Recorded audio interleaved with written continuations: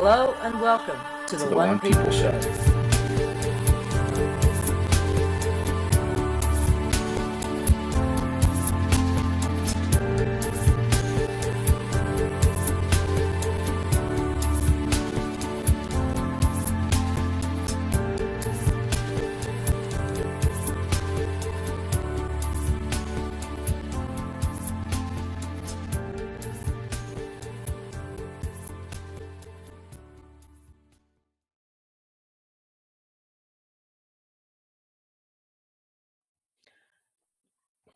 Hello and welcome everyone to the first One People Roundtable for 2016.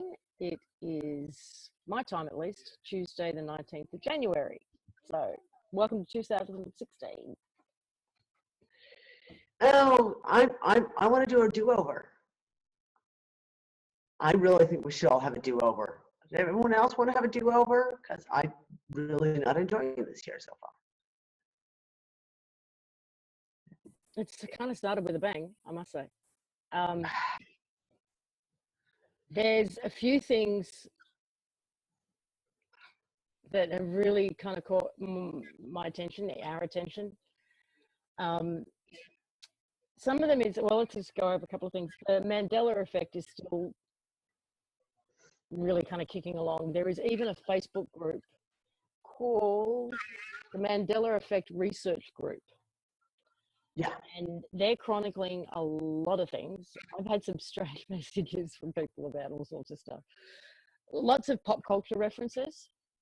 And does anyone remember Leonard Skinner? Yeah, of course. Not remember Leonard Skinner. Spell it. S-K-Y-N-A-R-D. Okay, what about the Leonard bit? Oh, I don't remember. Leonard, L-E-N-A-R-D, wasn't it? No, L-Y-N-A-R-D, exactly. Okay, well, not so much anymore. It's full of Y's. It's L-Y-N-Y-R-D, S-K-Y-N-Y-R-D. It's just Y's all over the shop. It just looks very, very strange. That's bizarre.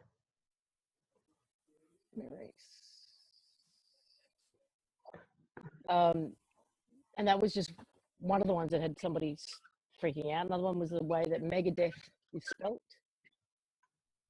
What was the other one? Even Febreze, the product, has changed its name. And of course, the conspiracy theorists are absolutely in heaven with Bowie and Rickman both dying within days of each other at the age of 69, and they've both died of cancer. And that's kind of interesting. Did you see the Simpsons episode? I saw the Simpsons episode. I did. Gotta love the Simpsons. I'm sorry. Gotta love the Simpsons. But I want to read you a message because, I mean, you and I have talked a lot about the fact that one of the things we try to do with these shows, and a lot of people out there try to do, is connect the dots, preempt what's really going on by naming it, by putting it out there. They can't do it anymore, right? Yeah. So going back to when the Pope was heading to the United States, there was a lot of talk around an attempted assassination of the Pope, as you remember. And it even went mainstream. It reached the mainstream that there was some white supremacist neo-Nazi group or something that were going to take him out. Yep. Yeah.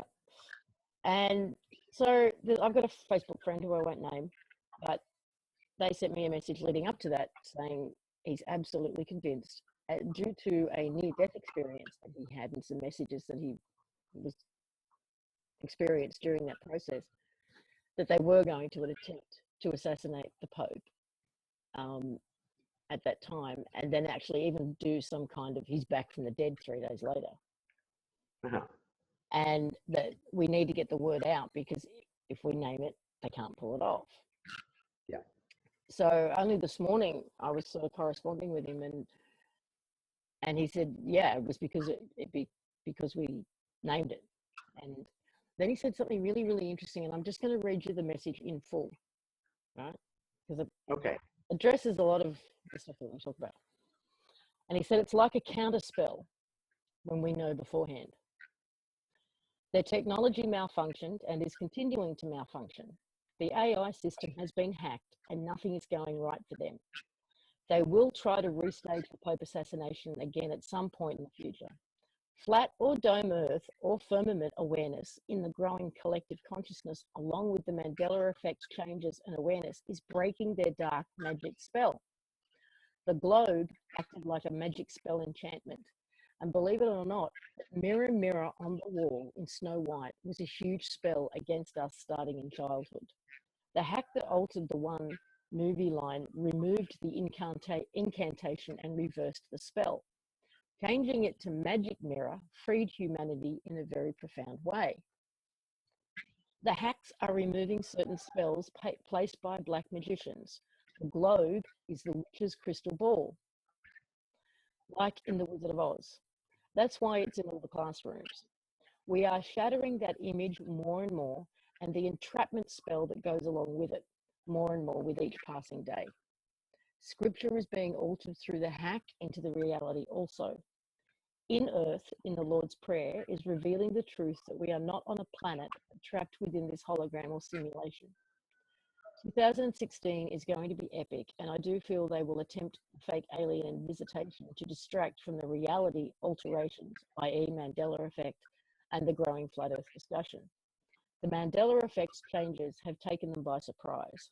They never saw those coming, and they also know more are on the way, and they will become increasingly more dramatic and hard to ignore by the masses. As a result, they will have a more difficult time reprogramming us to take the update, or patch, which inserts the new reality with the changes. The changes we have seen so far were the first wave to get a group of awakened humans ready for the bigger second wave of changes that are coming. The sleeping masses are going to snap the collective pickle and will need us to calm their fears.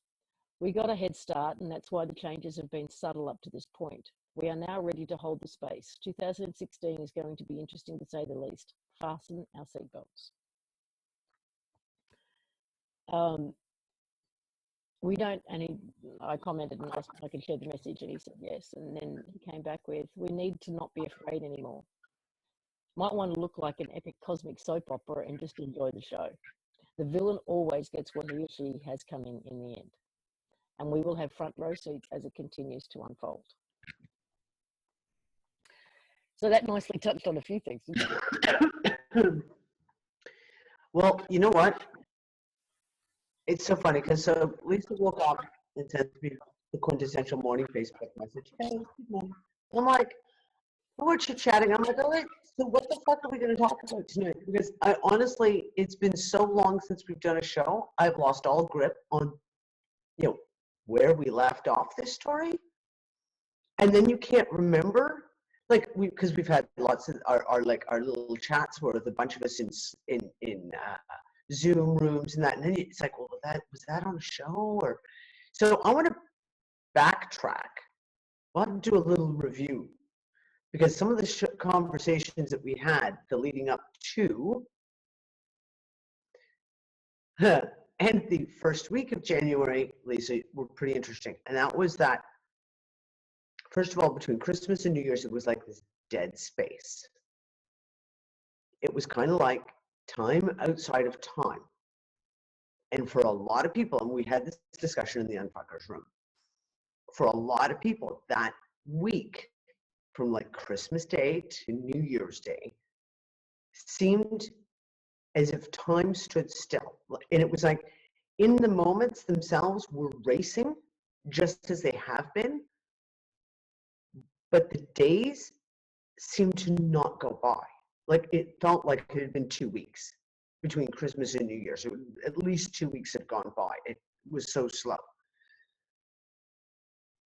And I went off and I started doing some research because it was really quite trippy. It really, really was so kind of in your face this year of just like, what the hell is going on? Everything felt completely surreal in that week.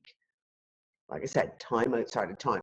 and I started looking into the whole Saturnalia, the January 1st, the god Janus, who is the god of passage in doorways and the god of time. Oh, and the god of bridges and portals. It was really, really interesting. And then it seemed like, and then of course I always really closely watch from a news perspective that week between Christmas and New Year's, because there's always so much shit every year that gets released during that time when everyone's distracted. It's like they can put out their little notices because they know that no one's going to be paying attention to them. And there was a whole bunch of little notices came out and all kinds of stuff was said. And then it was like the first week of January hit and everything exploded. It literally went ballistic. In 2016, the whole whopping 18 days of it we've had so far has been completely and fucking utterly insane. I mean, insane. I have had multiple moments every day where I've sat there and gone, this is ridiculous. This isn't reality. This is the worst B movie I have ever been to in my entire life. This should get the Ultimate Raspberry Award or Rotten Tomato Award or whatever it is that they call them, because it's freaking ridiculous. How can anyone believe this is reality or the way it's supposed to be or anything remotely resembling what it's supposed to be? So I want to kick it off right from there for a second, because holy fuck, this last 2 weeks has been fucking insane. On the news front, the news, holy shit. Economic, financial, I'm just like, oh wow, what are they going to possibly do to cover this shit up? Because there's no way you can cover this shit up. All this year, boom, 2016. Welcome aboard. I know I'm changing subject slightly, but the thing that has also caught my senses is, do you remember 2015 when that started? It started with a warrior vibe, right? Everyone was warrior mode, and then it just sort of waned over maybe 2 or 3 months, and everyone went back to not being a warrior. Yeah. This year's kind of kicked off the same way. I shared a video on Facebook the other day, which I thought it was brilliant.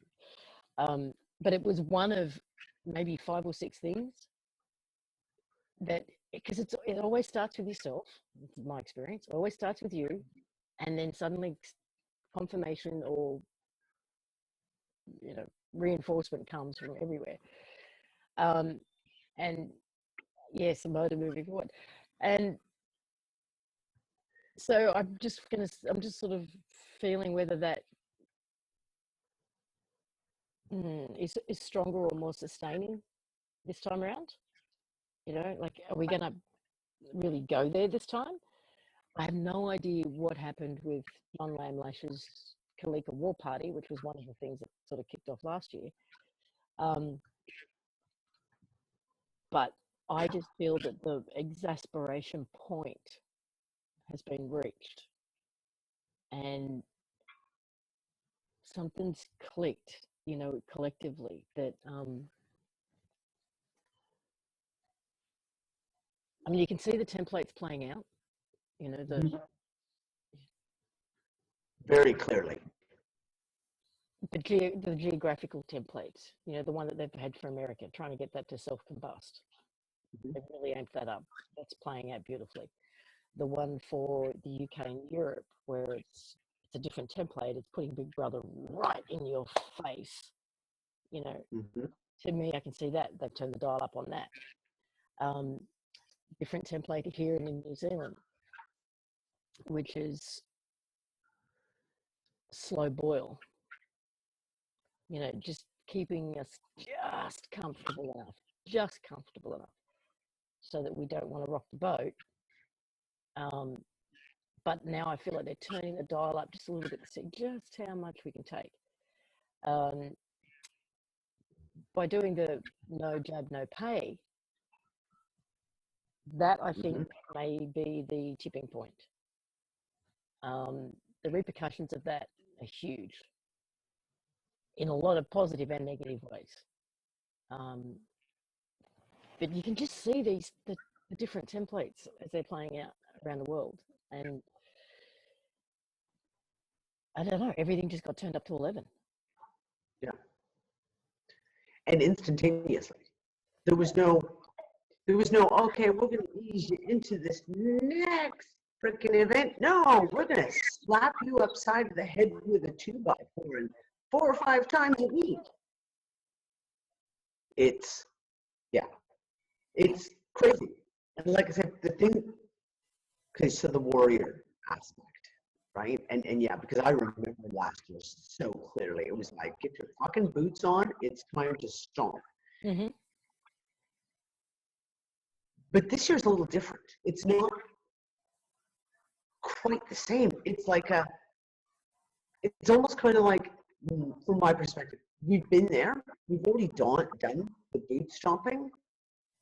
And now there's this place of like, yeah, like I said earlier, this is completely fucking ridiculous. If I had to put words to it, Dee, I would say it's the difference between power versus force. Last year's warrior mode was one of force. It was like kick ass. Whereas this warrior mode's flavor feels more like true power, like stepping into and understanding and knowing that we actually do have the physical, energetic, conscious power. It's different. There's a different flavor to it. Yeah. For me. Absolutely. An absolute different flavor to it. And there seems to be this really overwhelming, everyone I've spoken to has been, and again, it's the difference between last year and this year. Last year, I can remember us having a little conversation in August of like, I'm so fucking done. Stop the fucking planet. I'm getting off. I'm done. This year, like right this last 2 weeks or so, there's an overwhelming, I'm so fucking done with this, but it's different. There's a different flavor to it. It's this entire reality is so not my reality. It is so fucked up. I don't fit here. I don't belong here. This has nothing to do with me. Like a bad TV movie playing out. And it's like, I'm so done, but like you say, it's different, right? Like it's like you say, it's a different flavor to it. It's like you see it now. You can see the fact that this is such a crock of shit. And it's like, I'm so done with you. You know, Teal Scott or Teal Swan, I'm not sure which name she goes by anymore. I've watched her on and off over the years, and I've had a lot of people message me asking me to interview her, and I've never really felt inclined to do so until this morning, because someone sent me, it was a Q&A with her, and it was their question to Teal Scott, and she answered it. And the answer was about how people who are attracted to, like in this case it was her information, and who have met through her, have created these sort of communities separate from that. You know, they all hook up just like for example the young fuckers have and stuff, and they start to get to know each other, and then they start experiencing each other in dream time, and then they start having these adventures in dream time and stuff. And so the question was around that, and I loved her answer because it was totally on board with, you know, everything we talked about. And so what she essentially said, and I'm paraphrasing, and I know I may screw it up, but what she essentially said was, yes, you are in fact meeting in dream time. You are working, because there is a new paradigm basically that's coming in and being grounded. But in order for that to happen, this current one has to just completely implode. And it will, as she's saying. And she said that what we're doing in the energetic and in the dream time is laying the foundations that will be there once this one collapses.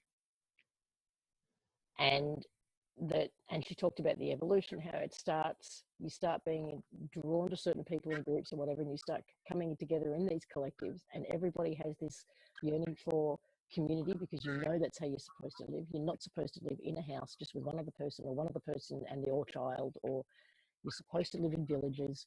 This is how we were meant to be. That it'll go from being these online communities to physical communities, and they'll be plotted all around the world, and they will be there, and they will be thriving as old collapses, and they will be there as the structures underneath that catch everybody. Yeah. It was perfect, because we've been, how long have we been talking about community for? How many people that listen to these shows and participate, yearn for it, talk about it, do it, are doing it. That's one of the things we're working on here. It was, I don't know, I thought it was a very well-spoken, very clear, very concise explanation of what's going on. So I did send her off a message to see if she's interested in doing an interview. So we shall see. But I want it to be around that specifically. That's not dissipating. That's just getting bigger and bigger and bigger. That's what I see. Exponentially. Yeah. Exponentially. And yeah, Sheila just dropped in saying about having dreams of meeting people. Yeah, it's been continuous. Like I'm not remembering what I'm doing, and I've gone back to this week of having zero memory of anything again. But I know the basic. I was with people. I was doing this. There was like meetings. There was this stuff going on. And yeah, I just wish I could remember. Sheila said, no memory for me either, just the word delegation. Just don't say Swiss Send Up, please.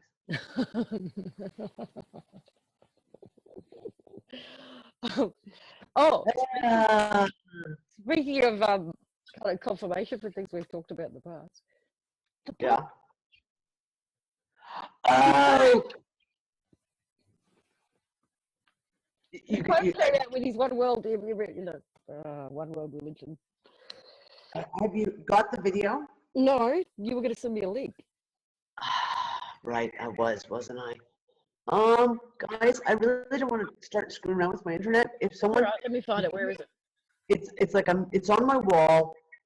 2 days ago. I know I sent you a link. If you go through our messages, Lisa, I sent you a link about 2 days ago.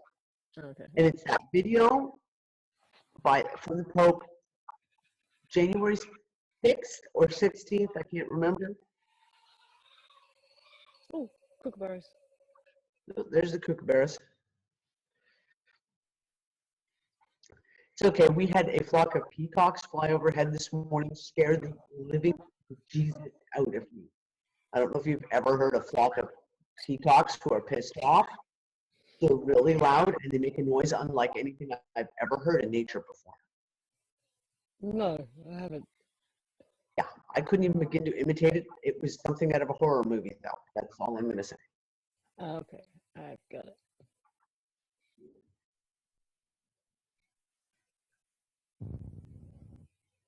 And I will share screen so everyone can see it. Cami, you just described my. I have a continuous dream. Sorry, Cami has a little thing talking about cabins and huge kitchen to eat together. And yeah, I have actually designed that kitchen from my dream. I have full drawings of the kitchen and the dining area and everything that I've seen several times. So there you go.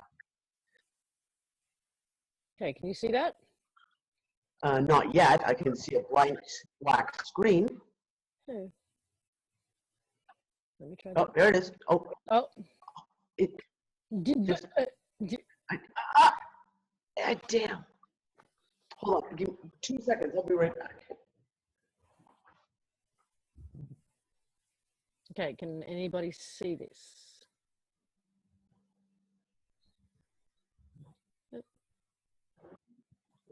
I can see it. Hold on, I've got my chat windows open too, though, so I can't really see it. But yes, go ahead. La mayor parte de los habitantes del planeta se declaran creyentes. Esto debería provocar un diálogo entre las religiones. No debemos dejar de orar por él y colaborar con quienes piensan distinto. Confío en Buda. Creo en Dios. Creo en Jesucristo. Creo en Dios, Alá.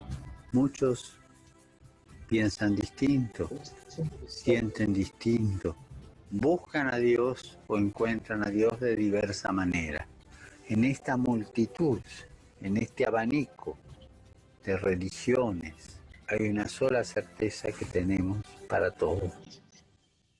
Todos somos hijos de Dios. Creo en el amor. Creo en el amor. Creo en el amor. Creo en el amor.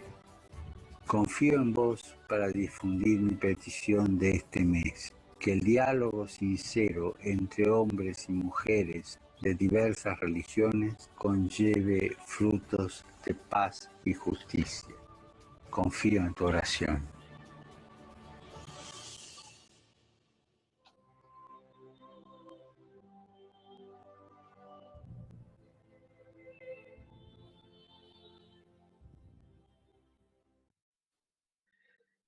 Okay. Oh, sweeping strings, everyone. Let's have a one world religion. Because it's such a good idea. Okay, I'll move away the sarcasm.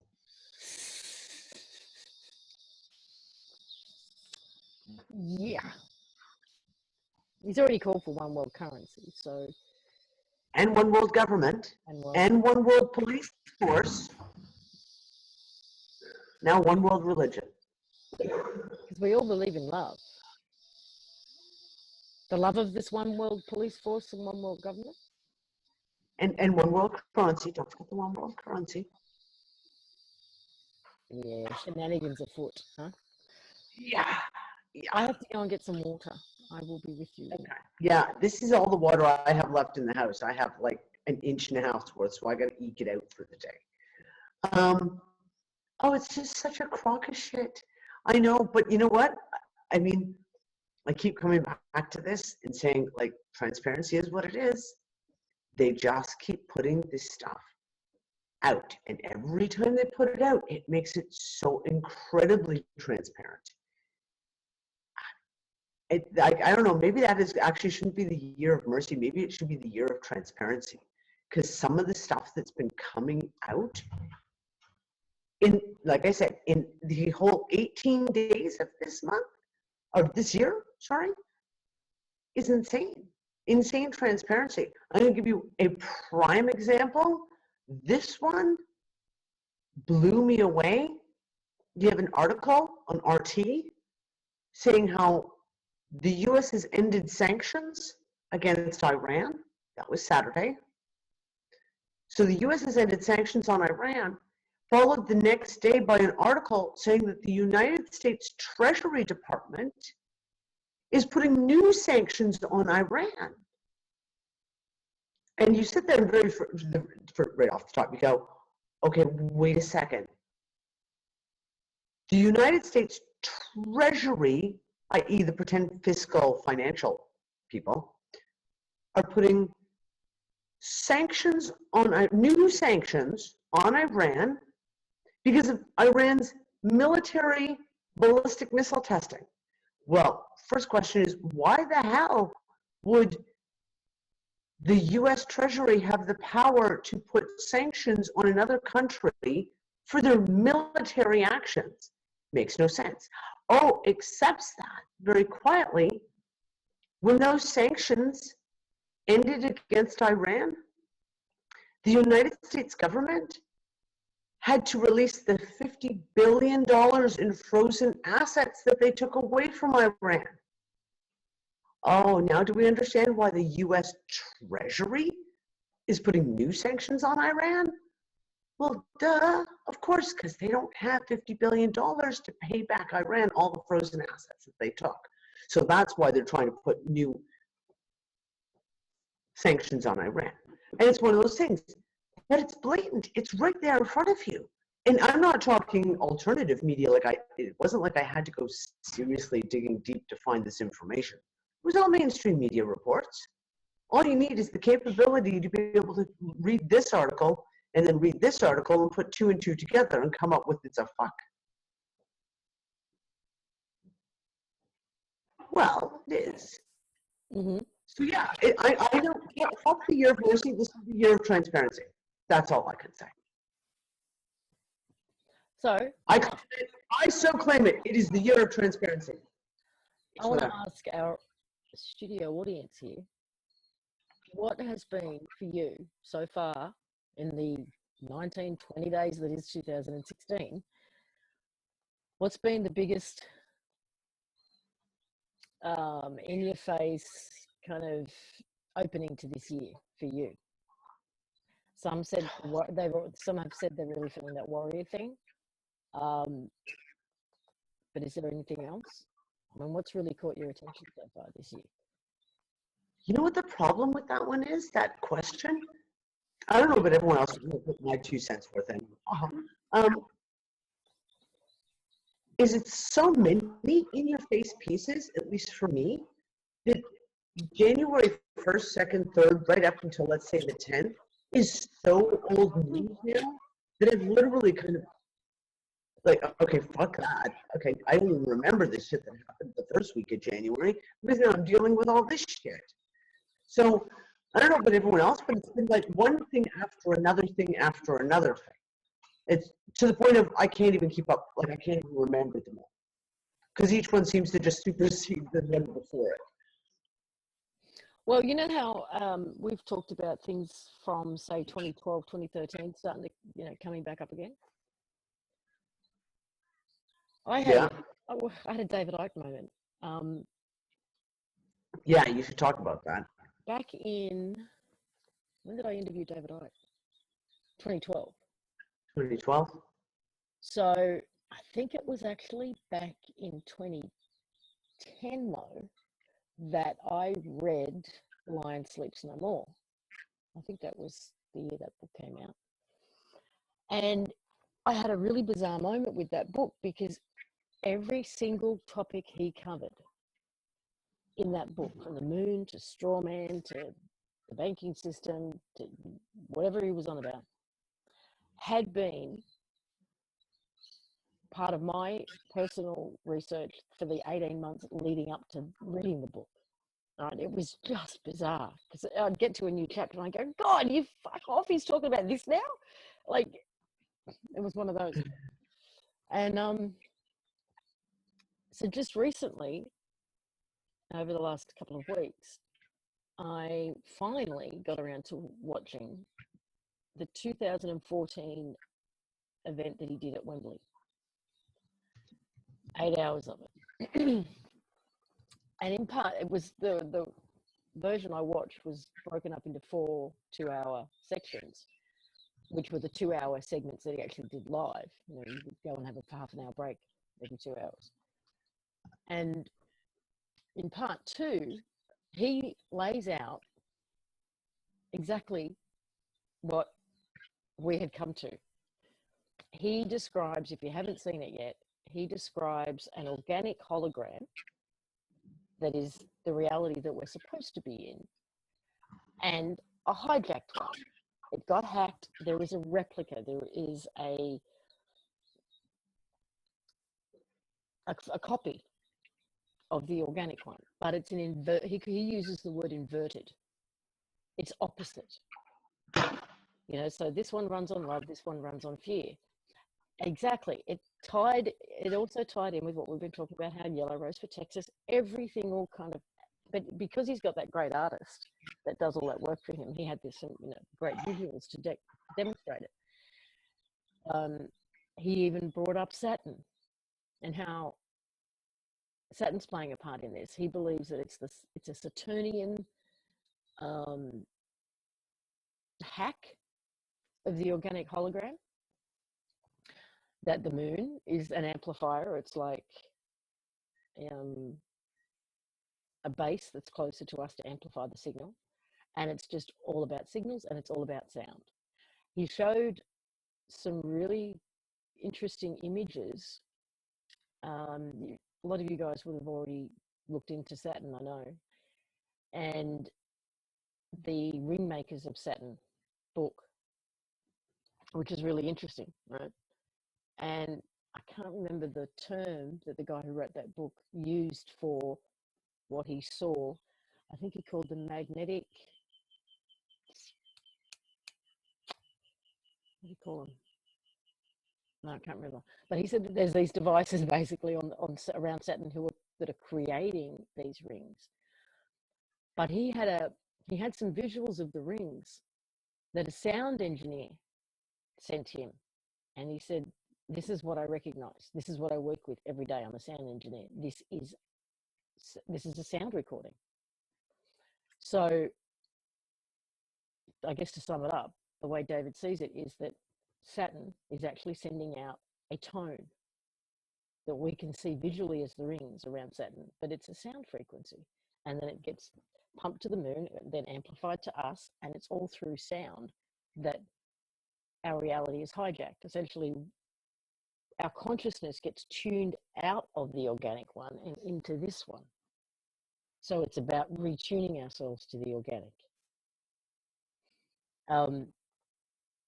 I don't know, did you get around to watching it? I sent you the link just to part 2. No, I started in our internet, and we've had serious internet issues for this year. Really spectacular ones this year. Last week, okay, too. But yeah, I've been having issues, so I've said I'm just gonna have to wait until we have, I don't know, better internet, and then download it then. Hang on, I'm just going back through the messages because I missed some of them. No, I find the whole sound waves thing really, really interesting. And I'm going to have to go looking for some information on that because, I mean, sound waves do really interesting things. If you've done any kind of studies on sound, frequency can do some very, very interesting things visually, right? So yeah, I'm definitely going to have to go look into that a little bit because that's quite interesting. But I like the way he termed it inversion. You know, because that's how a lot of us feel like this, and we keep saying it, everything is ass up backwards. Everything's backwards, upside down. What? Oh, sorry. Oh, I'm scared. Because we talked, I'm sorry, it keeps coming up, mirrors. Mm-hmm. The whole thing keeps coming up about mirrors, right? So we talked about how many times we see mirrors, how many times they use mirrors continuously. Okay, now we're talking about this. David Icke is basically talking about there being the real organic in the mirror, which always shows the opposite, right? Okay. What is one of the stories I've talked about for a long time about the financial stuff? The mirroring of the financial system. The remirroring of the financial system. And the fact is, they were not able to remirror it in 1999. The last time it was remirrored was 1999, 98, 99. And they knew they would not be able to remirror it again, and they had to create a new one. Because it was not physically, it was just impossible. You could not remirror because it's always a reflection of what's in the other side. So if the financial system on here is empty, you can't remirror it because it's still going to be empty. And all of a sudden, this is just playing out in my head all of a sudden. This whole thing of the mirrors, the remirroring. And if we look at the massive jumps that we've seen, because of course the 2008 crash was a deliberate implosion because the system was empty and they needed to do something to distract while they tried to set up something new. Now we have all the new global financial system going to come into play, they say, which would be the new that they needed to have. They need to have a new financial system because they can't remirror the old one. And I'm just sitting here now going, we're watching the matrix fall apart. we're watching the mirror, the mirrored image fall to pieces. And I can't help but think that those are directly tied. I just got the image of a disco ball with all the little pieces starting to drop off. Oh, could those little pieces be those round balls that just keep falling from space? Think of those big round balls, cover them in little square mirrored pieces. They could be disco balls. Sheila's just also mentioned the Crow 777 video of the lunar hologram. Have you seen that? The wave that goes across the moon? It looks like the resetting of... No, I haven't seen that one. Oh, you've got so much video to catch up Oh, on. dude, it's like, give me a place where I've got bandwidth and can actually watch videos. It would be awesome. Coming your way rather soon, I hope. I know. We're working on it. Yeah. Well, that's it, breaking through the mirror. And that's really, really funny because, again, you got the whole, like, mirror on the wall that Lisa was talking about, that friend of her in that message. And the mirror analogy is continuously used. And even, Lisa, that kind of interesting too. I have a presentation in Woking about the flat Earth versus globe stuff, and I shared a bunch of the slides that I've already created with Lisa. So, you know, basically, the idea of the dome, and then we have the Antarctic Circle around the center of it, and the mirrored on the other side. That also falls into that entire analogy of mirrors. You know, it also just got the image of, I think, What? the Pope and the Queen, I believe, both have staffs, I will call them staffs, with a globe on it. And then with the Pope, it's got a cross on top, and the Queen's got a crown on top of hers, I think. Yep. They are. Well, staffs are used everywhere, right? Okay, totally agree that it's all about frequency. Tellinger reports that sound came before word, before light. Duality, Aramaic is key. Tesla stated that once one understands frequency, one may understand everything in the universe. Okay, that shit exists, all right. The frequencies from Saturn, the moon, and all that stuff, and it has worked for a long time, but now it's not working so well anymore. Look at us as evidence.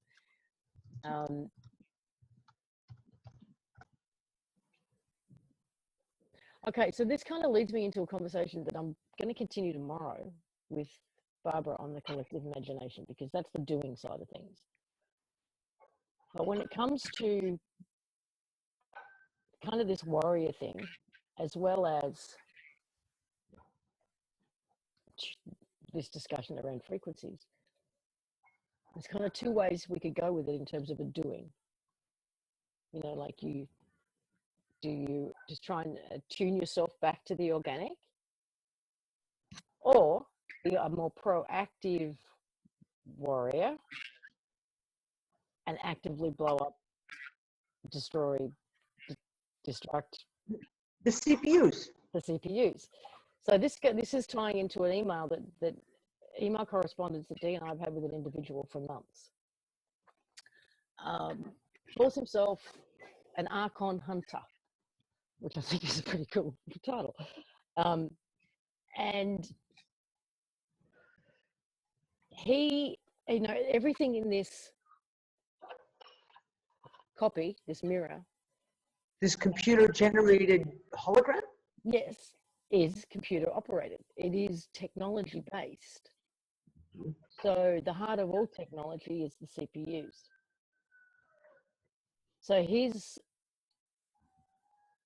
hypotheses, and I do believe he's working on it personally amongst himself and with the people that he works with anyway, but he put it to us to see if we would put it out there to a larger audience, I guess, and just get people thinking about this and perhaps even doing it. But here we go. Putting our attention on the computer system that operates this holographic matrix and frying the CPUs. Overheat the CPUs. We all know CPUs, they know likey the heat. I'm not giving. I'm just going to refer to him as the Archon Hunter for those who For the ask moment. for the moment. If it is all technology based, and I believe it is, then you take out the mainframe, and what happens? Now, the reason I sort of wanted to have a discussion around it first is because you don't take this shit lightly.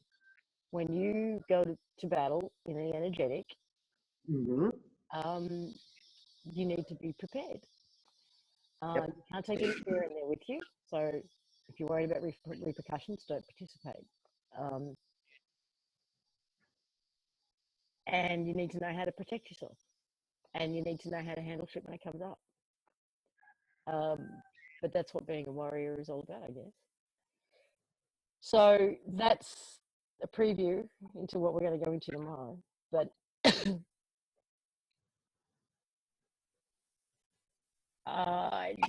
this goes back to the power versus force thing too, in a way. Yeah. Yeah. Very much so. And yes, we will discuss ways of protecting yourself. Yeah. I honestly think we are all doing it anyway, unconsciously, when we're asleep, when we're daydreaming. Oh, which is, that's now another mental disorder that there's a pill for too, isn't it? When we're in deep meditation, or consciously, absolutely. Absolutely. But I think the more conscious we are of it, the more empowered we become. I mean, it's easy to wake up and know, oh, damn it, I know I was doing something. I know I was in the middle of a battle or a meeting or something really cool and positive like building something, or and I can't remember the details. But when you do it more consciously, it's just, I don't know, it's kind of empowering. Mm-hmm. And we've had some funky battles, haven't we, darling? Just a bit. Yeah. Yeah, funny life. I had a conversation with another friend of ours about sore muscles and things again. Nick and I woke up this morning and both of us had really, really sore legs. And I was like, I can't explain how my legs are sore or why my legs are sore, but my legs are really, really fucking sore. I don't know if you've noticed that I'm kind Rubbing your shoulders? I woke up this morning and I feel like this arm just got, I don't know, yanked really badly. You need Nick to crack your back for me and me to work out the muscle knots. Oh, you should say, it's up into my neck. It's even given me like a sore throat down this side. Yep. It's in my head. It's right down the whole side of my body. I don't know what the hell's happened. And it was not there when I went to bed last night. So. I don't know, maybe we're just getting old. Hang on, I got a ringer. Wonder Twin powers, activate. Wait. There we go. Wonder Twin powers. Wonder Twin activate. There we go. That's it. I don't know. Someone wrote Power Rangers activate. This friend of ours who we've been emailing back and forth with, when he was talking about the whole frying the CPUs, consciously going out and frying the CPUs, overheat them. I mean, here's the thing that I've learned. Daydreaming is not necessarily daydreaming. Dreaming isn't dreaming, all this stuff. And that when you find yourself off and you're creating a situation, you don't know, but who's to say you're not creating a situation, right? So be inventive. I mean, like, it's one of those things where literally, I mean, after I had that email, I was like, oh, you know what? I don't want to just blow up the CPUs. Let's just put them on a slow burn. And I just kind of imagined a candle on underneath the CPU, just frying it away. And me just fanning the flames a little bit, going, okay, a little hotter. Yeah, there you go. So, have fun with it. You shoot laser bolts at it. I don't know. Well, it was totally in alignment for me with that vision I had, like, I don't know, 2009, of everybody sending love up into the grid. I saw this grid around the planet that gets fed directly to a base on the moon, and it was the love frequency that blew it up. It just went kaboom. So, you know, we can be love warriors. Yeah, no, it doesn't really go with my outfit.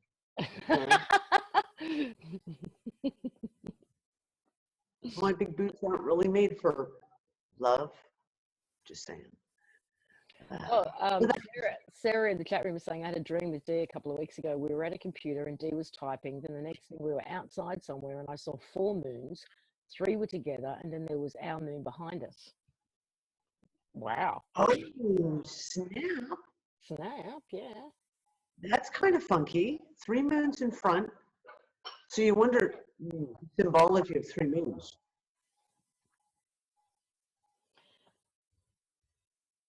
How do you disempower a computer, asked Murray. You either overheat it or you unplug it, which takes some effort. Overheating is my answer. Simply unplug is what we are doing.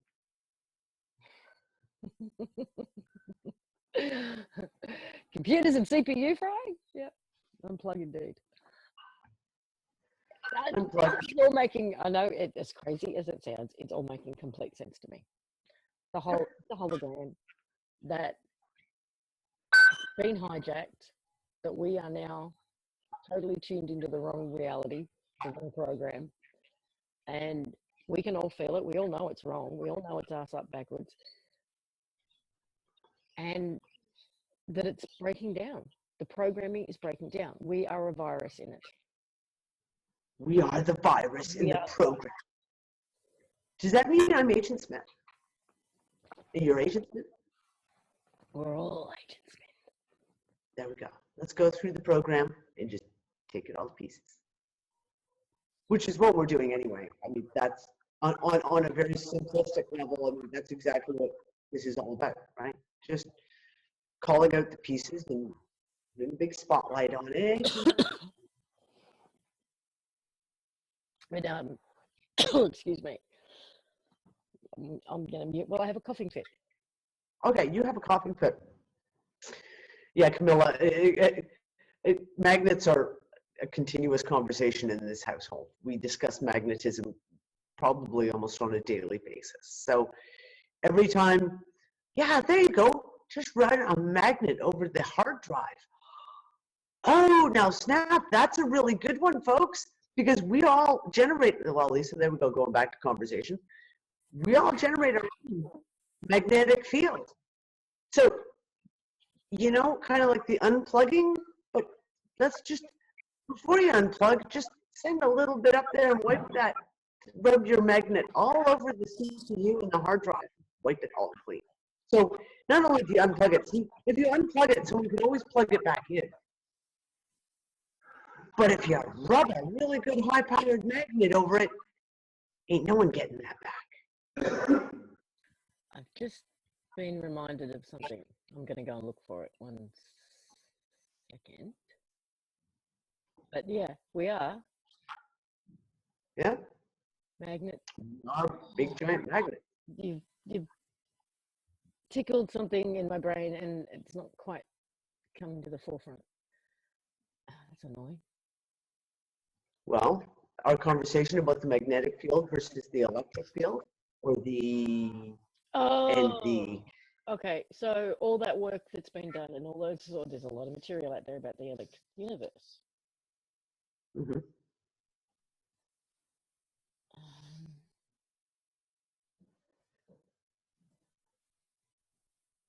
Oh shit, there's something, oh my god, there is something in my brain that doesn't want me to remember. Okay. I'm gonna smack you. I know. I don't think it'll help though. Okay, I am looking for something. You just talk amongst yourselves. Talk amongst yourselves. I'm just looking for something over here. Oh yeah, that was a conversation that Nick and I had about magnetic DNA, and that and what? physical DNA, energetic DNA, and magnetic DNA, which opens up a whole lot of rabbit holes to go to looking down when you talk about fields. So Lisa and I have had multiple conversations about electric fields and magnetic fields and et cetera, et cetera. So, yeah. Okay, this is going back to another Facebook message, okay? Okay, And you it's got it? just in part, not all of it, but the elite or Illuminati or dinosaurs realized that their time is running out and that humanity is beginning to wake up. Some of the slaves have realized that the prison door is slightly ajar and are alerting the other human beings who have been held captive that now is the time for our collective cosmic prison break.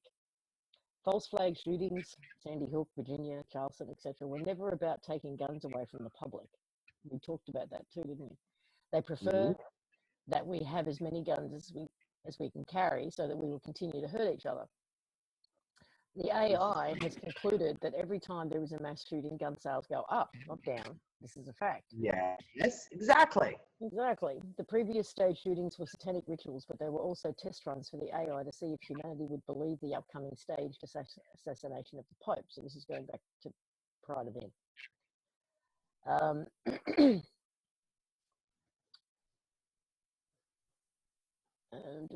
There's more to it. Hang on, skipping a bit.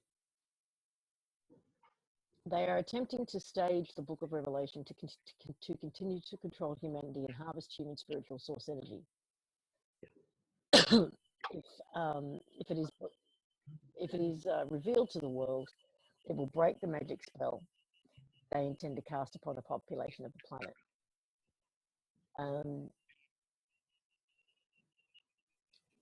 When we reveal their plans ahead of time, we throw a major monkey wrench into their plot, and as a result, they usually have to cancel events completely. That there is an X factor that's come they know that this X factor is coming or has come, whether it's in the form of an individual or many individuals. I'm not sure. This person seems to think it's one individual, that the identity has been hidden from them and their time travel games have failed them. Their efforts to learn the identity of the chosen one have all been futile. They have not been able to discover the identity of this rising son or daughter. The hope was that they would be able to stop him or her before the X Factor's entrance into the world stage. Needless to say, all their efforts have failed, and the X Factor has been beautifully protected and guarded, and not in a sleeping chamber, but in the open light of day. And that all the dinosaurs, aka Illuminati, know for sure, all they know for sure is that they have just run out of time. And for the first time in history, they are beginning to fear that they will be defeated in their quest for the souls of humankind. This is a spiritual war, and they are about to get their tails kicked big time. Okay. There's more. There's a little bit more. Okay. This long and difficult, painful chapter will soon be coming to an end. And when that happens, the dinosaurs will once again be extinct. Not that they were ever really here to begin with, but that's another revelation for another day. Fear not. Our earthly paradise is right around the corner. It's much closer than we think. We are to stay strong and love each other as much as possible. Love is the answer. It always was and always will be. So, go. Okay. So, I don't know if you guys can follow this because Nick and I followed this quite a bit back in 2011, 2012. One of the revelations type pieces is, of course, the trumpet sounding, right? And I don't know if you guys have been watching, so by 2011, 2012, there was a whole lot of that where weird noises were being heard all over the world. And one of the most spectacular videos was videoed by a bunch of loggers up in northern BC. And it was Alberta, and it was, I mean, clearly, you could see the looks on their faces. This was not like a production. These guys were like, what the fuck is going on? And the noise was like a trumpet, but really, really loud. Well, they've started again. And in the first week of January, they were heard in Morocco here, not by me. I didn't hear it, although Nick and I have heard some pretty weird sounds lately. But it was heard Casablanca, Marrakesh, Agadir. There were 3 videos put out of at different days between the 13th and the 16th of this month. And the sounds were ever so slightly different. But in the one, you can see the guy in Casablanca, it's in the middle of the day, and you can see he's on his roof, and he's with the video camera obviously panning around trying to find where the hell the sound is coming from. It was heard in Norway. It was heard in all over the world. Again, the first week of January, first 2 weeks of January, these trumpets of heaven calling it, blah, blah, blah. So, yeah, as I keep saying about the whole thing about Revelations, when you're controlling the storyline and you're the one writing the story, it's really, really easy to write it in as you plan on playing it out, right? Don't look at Revelations as a prophecy of what's to come, but as their playbook of this is what we're planning on doing. Look, here it is, right here, black and white. This is what we're planning on doing. And it's really funny because I had this conversation with someone a couple of months ago about the Bible, and it was right after the whole Lord's Prayer Emmy thing came up. And I was like, okay, but do you understand the concept that if they can go in and change a passage out of the Lord's Prayer, probably the most #1 known religious piece on the planet, why can't they can change anything in the Bible to match up with their new playbook, right? And we're watching them do exactly that. So it was really funny. At the very beginning of the show, you talked about Leonard Skinner's name. And Linda said, this is how his name is spelled. And everyone was like, yeah, Linda, that's right, which is the one I, Y and the one Y. And then she goes and looks at it. She's got a ticket stub, an old ticket stub to a Leonard Skinner concert. She just looked it up a little while ago, and it has the double Y in it now. Yet, obviously, but it's a matrix. So this is the whole thing we have to keep reminding ourselves of. They can change the matrix, right? It's like the black cat walking by twice. They're just changing the matrix. It's like that Dark City movie that was filmed. I think it was. Yeah, Nick and I started watching that last week. They change everything every 24 hours. Yep. People go to sleep. The reality buildings shift. Everything completely changes. But Yep. yeah, we can change things too. Yeah. They may move the location of the CPUs, but I don't think they can hide them from us. No, of course they can't. Not Because all you have to do is put your intent on the CPUs. It doesn't matter if they stick them up their own asses. We'll find them. Oh, that sounds messy. Well, is there a proctologist in the house?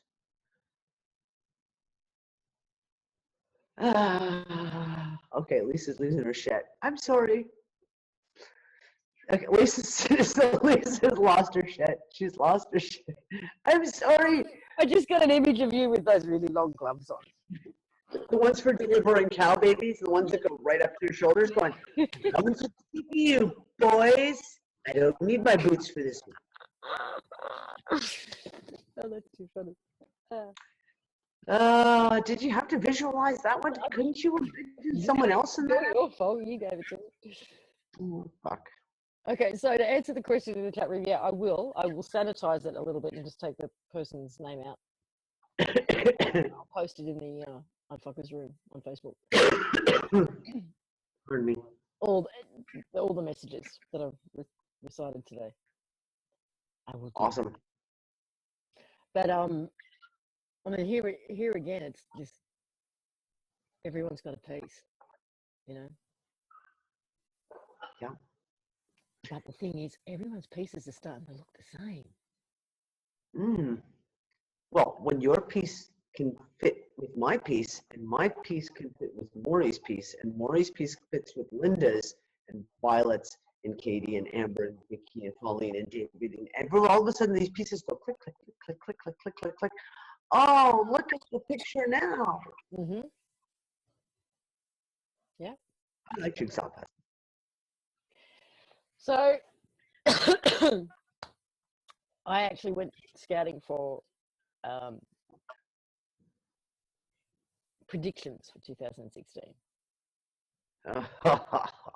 Just because, you know, I was in the mood. Who's saying what? And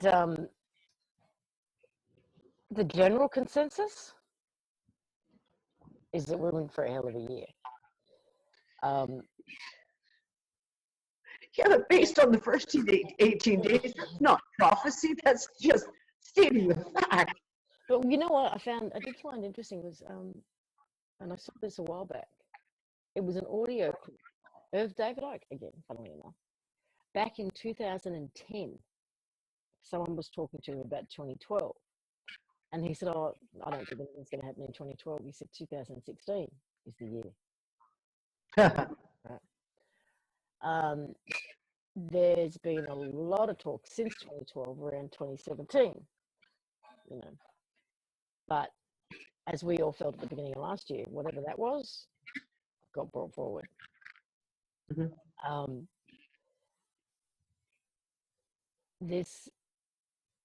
I know it's just calendars and they're all completely made up and arbitrary bullshit. But maybe with all of the programming invested in them over the years, you know, they've taken on a life of their own and taken on some real energetic meaning. But you can actually feel the different frequency over the last couple of weeks since the calendar changed. It's like I can hear it. And you can hear it. Yeah. There's a new frequency I'm hearing, and I didn't even realize it until just a couple of days ago. I've had a really bad head cold. It's literally all located right here. So you know what it's like, you blow your nose and all of a sudden you can't hear. And there's a new frequency. And it's not just a frequency, it's like there's a rhythm to the frequency. And I can clearly hear it now at all times.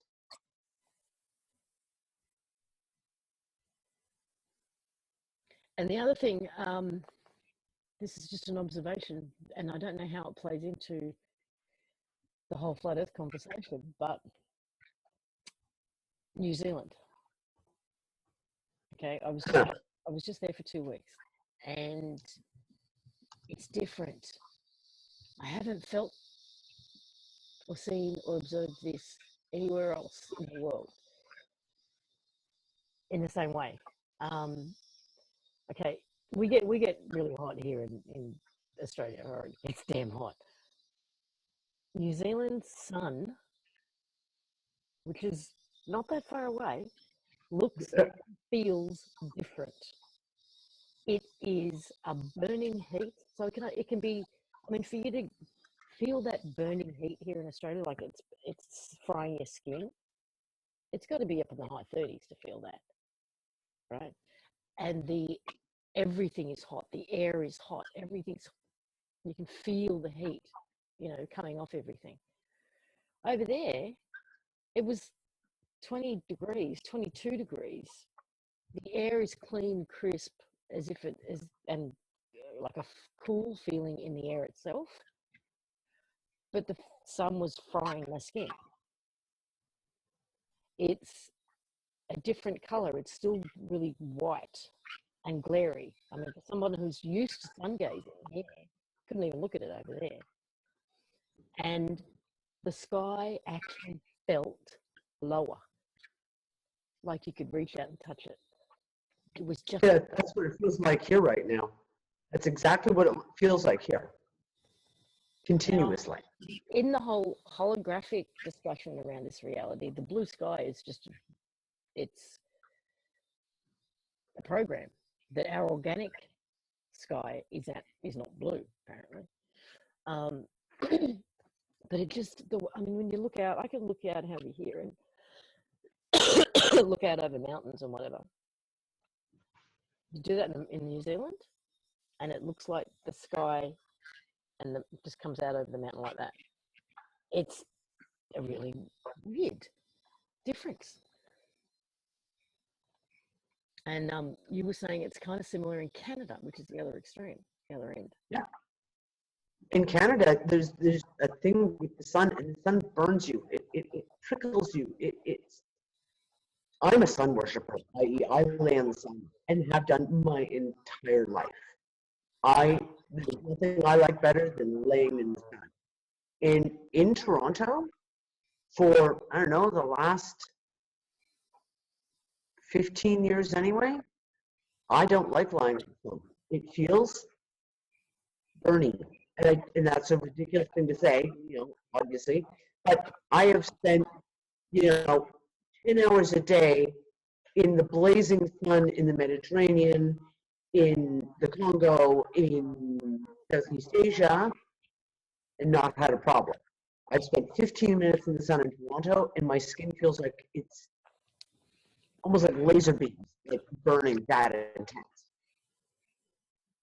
Yeah, the only time I've ever felt that kind of sizzling on my skin was when we were in Portugal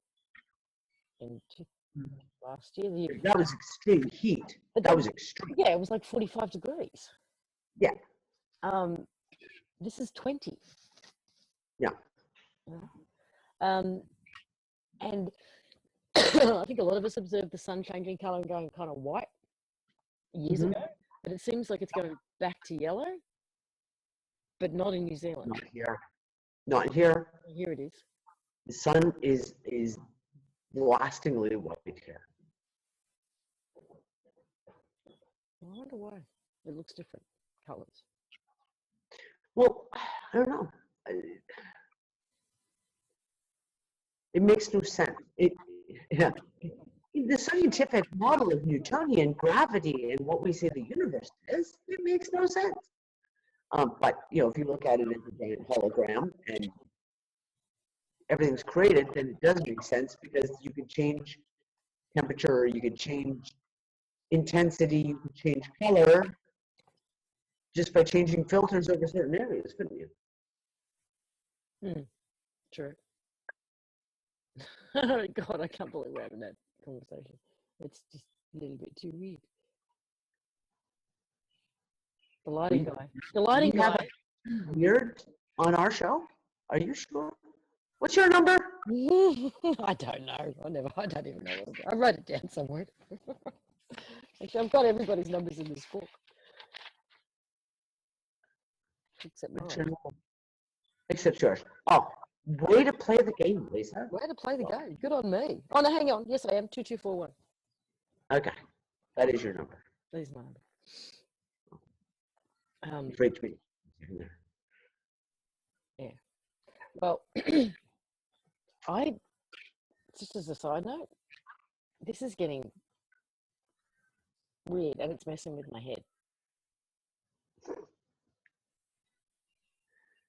That's her excuse and she's sticking with it.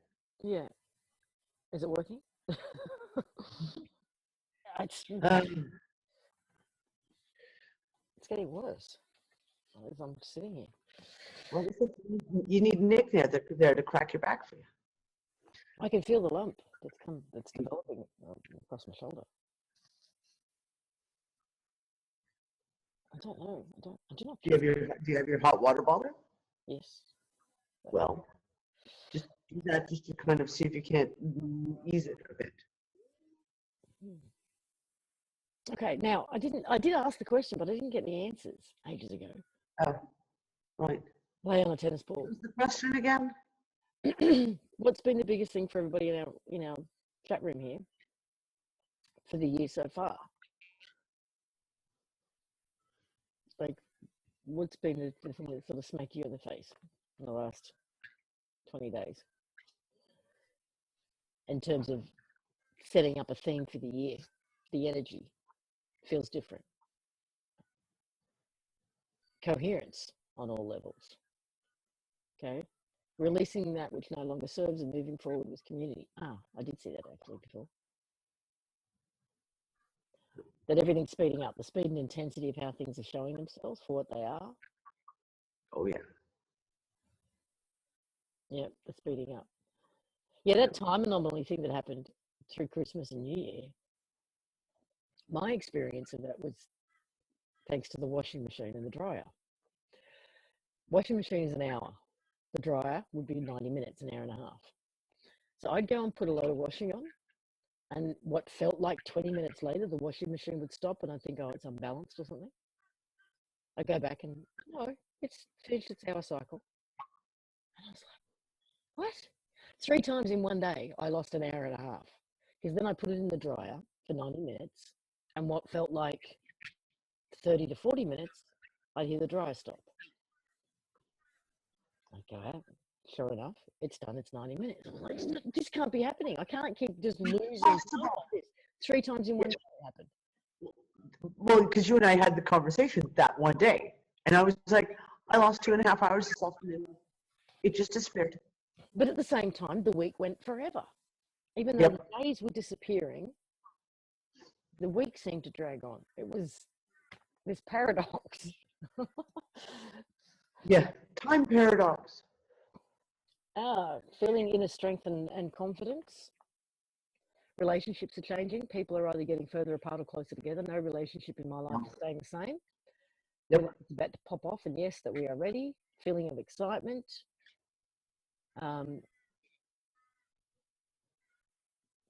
We have chatted every night since Tuesday for at least 5 hours without even realizing the time.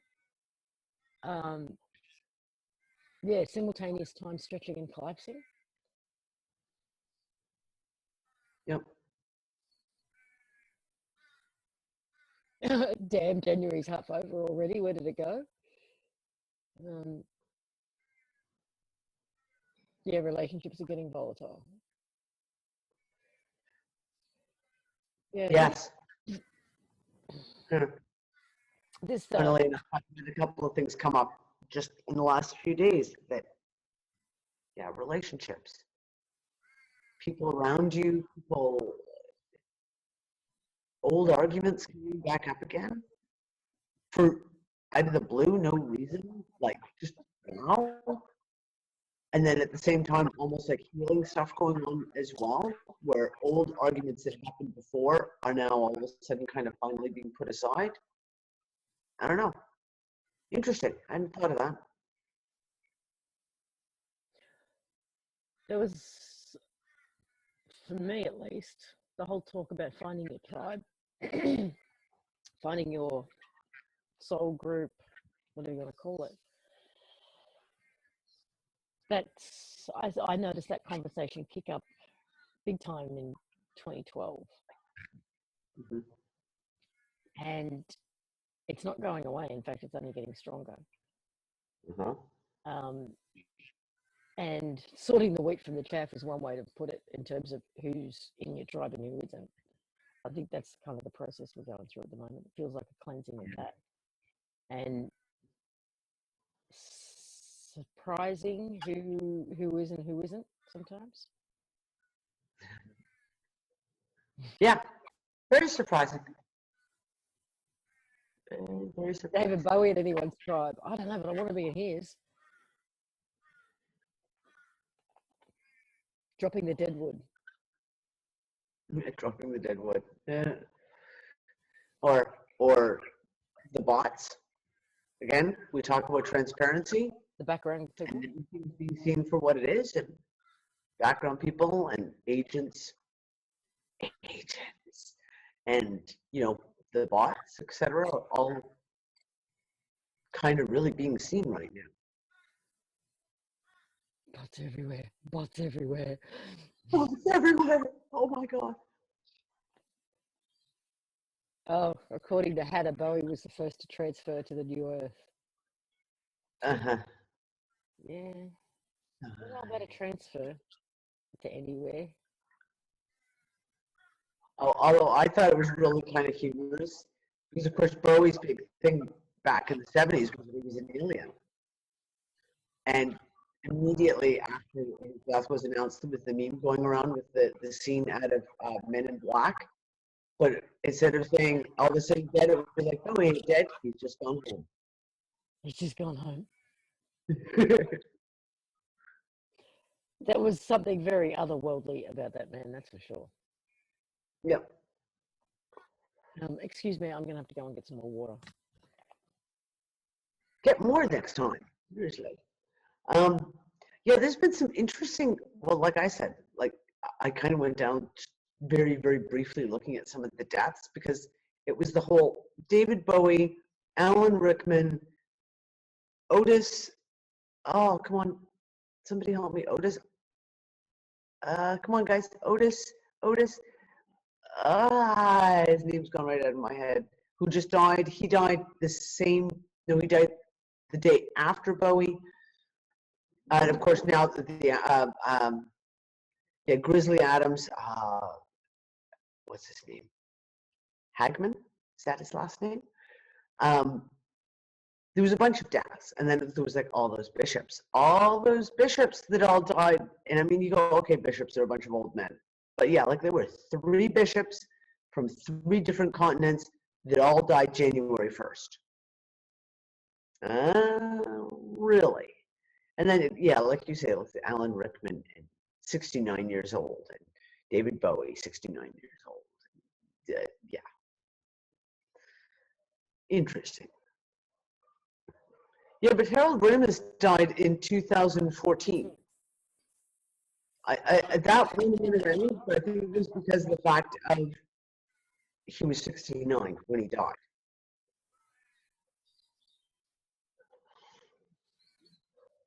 Really?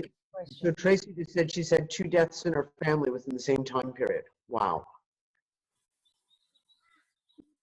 Yeah, actually, I heard from someone else who's going through a spate of that as well.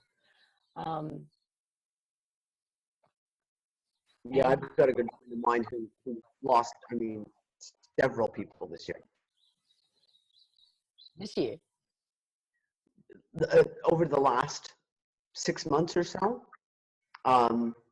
Yeah, Celine Dion's husband and her brother died within 2 days of each other. Oh yeah, Celine Dion's husband as well. Yeah. Okay. I don't remember a time when there was this many famous people all dying at once. I mean, maybe it's just that you're closed off to it and you just bloody well ignore it. But I don't know. Like I said, very strange. Amber, you could very well be right. She just wrote that the frequencies are not able to handle the new. Their frequency is not able to handle the new frequencies that were emanating. Right? When we're talking about frequencies, yeah, that could very well be part of it too. Well, someone Sheila wrote several billionaires disappearing. That reminded me about all those guys in, is it China? Is it the Chinese billionaires? Oh yeah. They're not coming up, are they? They're just disappearing. They're just disappearing. Just disappearing. But I mean, that's another whole conversation. When you start talking about the Shanghai Stock Exchange, you start talking about the manipulation that was done by the West on the stock exchange. That is literally another whole series of conversations. I don't want to talk finance tonight. No, but then I have a question for you, because okay. Sometimes I think we've gotten so cynical. Really? That I don't know what you're talking about.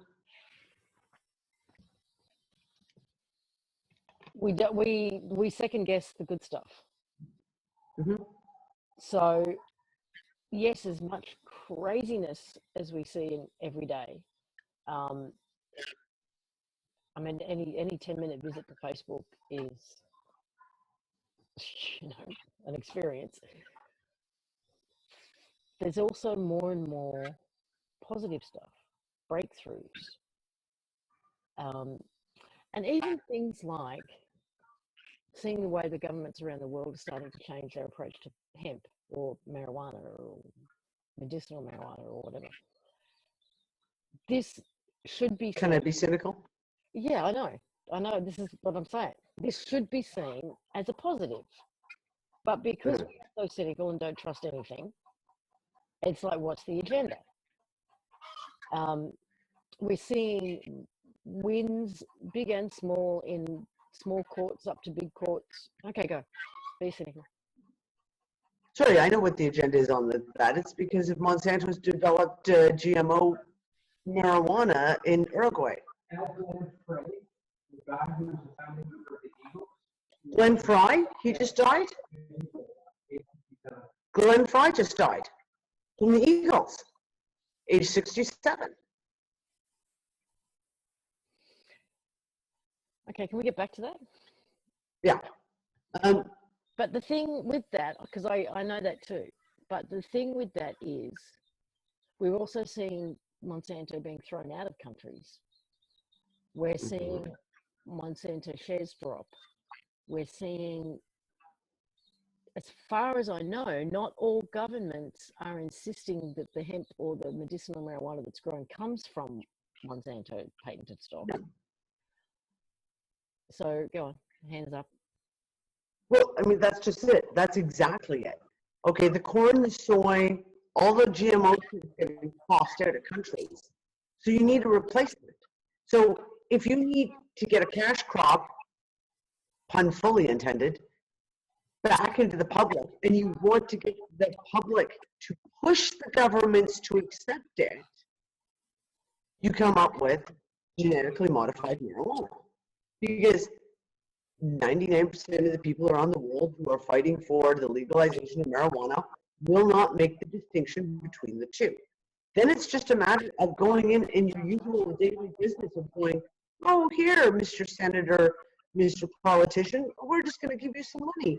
And you're going to, pass the legalization stuff.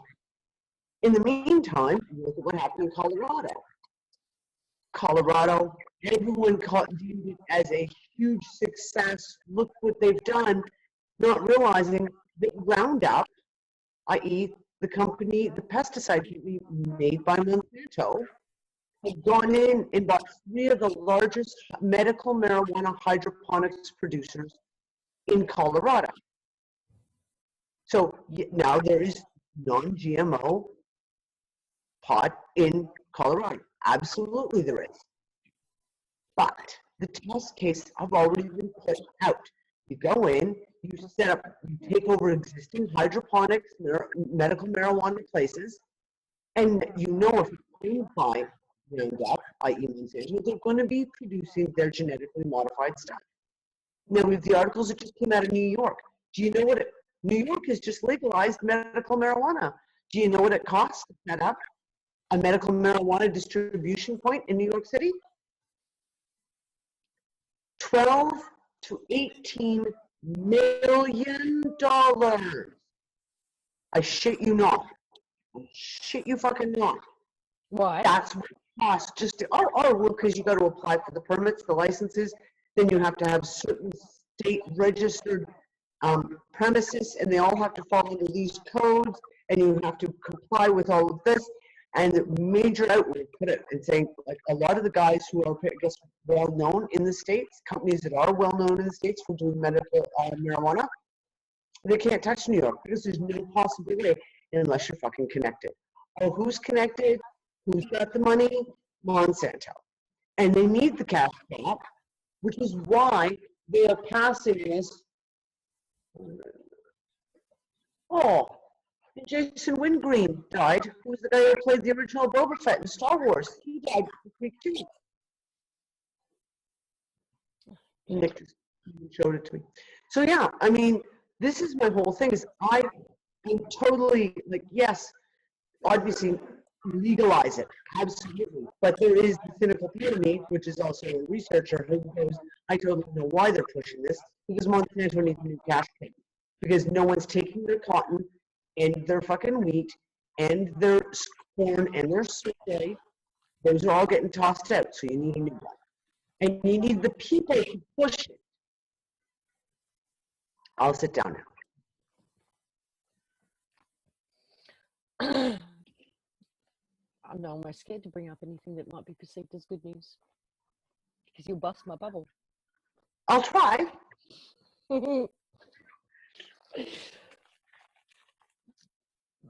I don't try to bust bubbles. I really don't. And I'm not a pessimistic person. Where do we draw the line?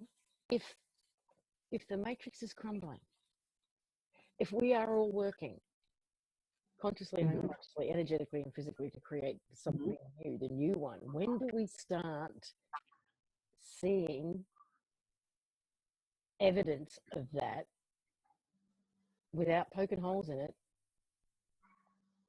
and seeing it just as more manipulation from this one? Because we have seen some of it. We have seen some of it in the Mandela effect. Drum roll, drum roll. Yep, drum roll. Dude, get on now, something positive. Go. Okay.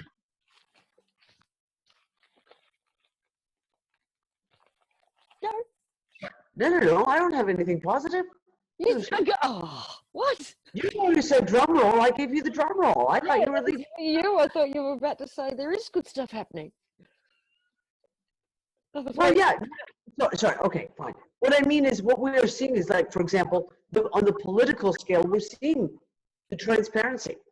We're absolutely seeing it, and I don't believe that all these characters who are saying the ridiculous shit that they're saying in public, i.e., Netanyahu and Obama, and I mean, this shit these guys are saying in public is completely accidental. It's transparency.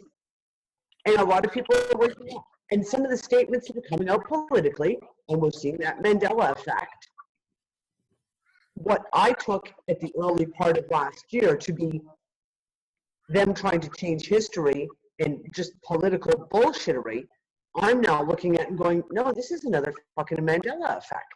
When you have Russia and Japan arguing over who owns what fucking island,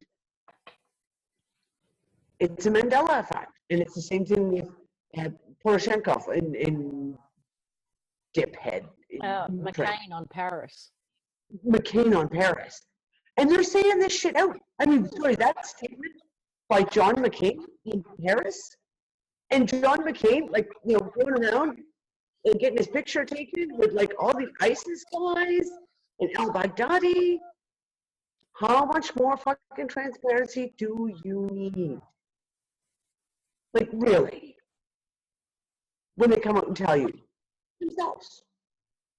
So, I mean, I do think that is a positive, and I think that is part of the transparency and the crumbling of the matrix. And, these guys are actually coming out and saying shit that's FUD moments. Even if, using the medical marijuana as an example, even if it is just another shifty move on their part, and because it is, it'll backfire on them. Absolutely. Oh, absolutely it will.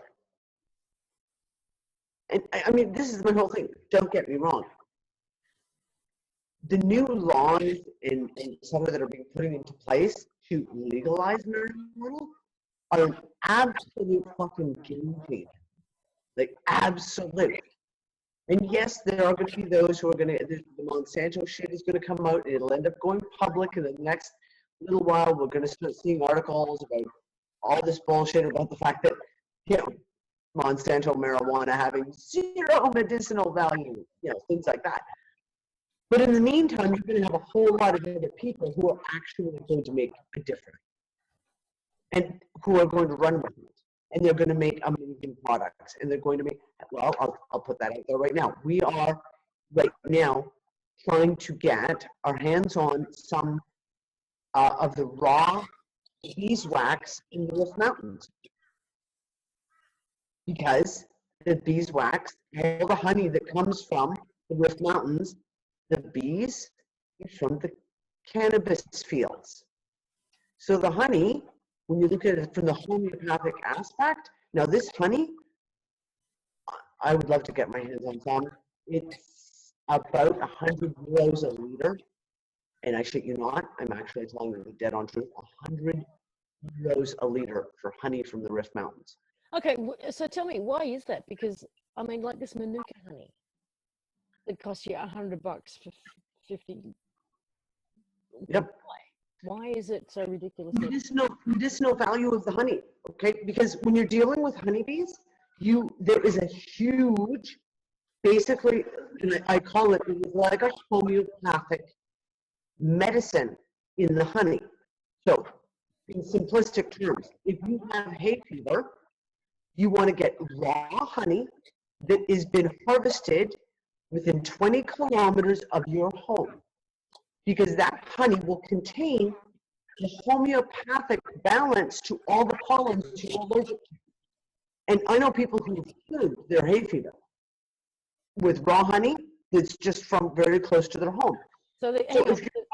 But just because it's got medicinal value, is that what you're telling me? Like, there's no difference. Oh, absolutely. In how you breed the bees, there's no more expensive in the beekeeping side of things. There's no. It's rarity. It's rarity. Just because that's what it is. Yeah.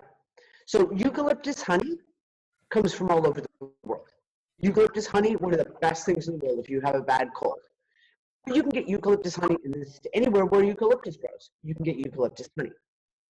But Manuka honey comes from one teeny small place.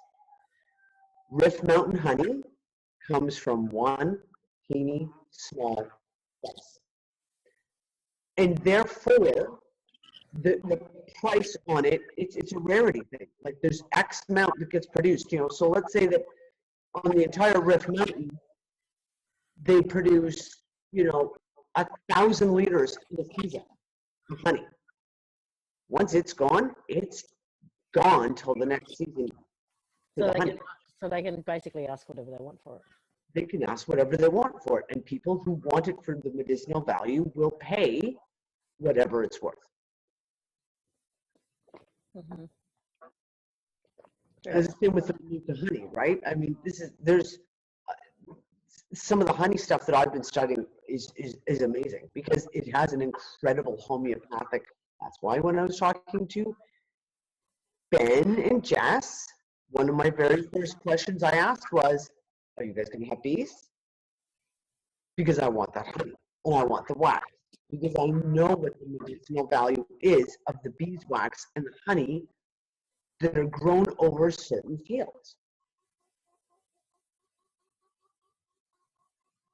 Yes.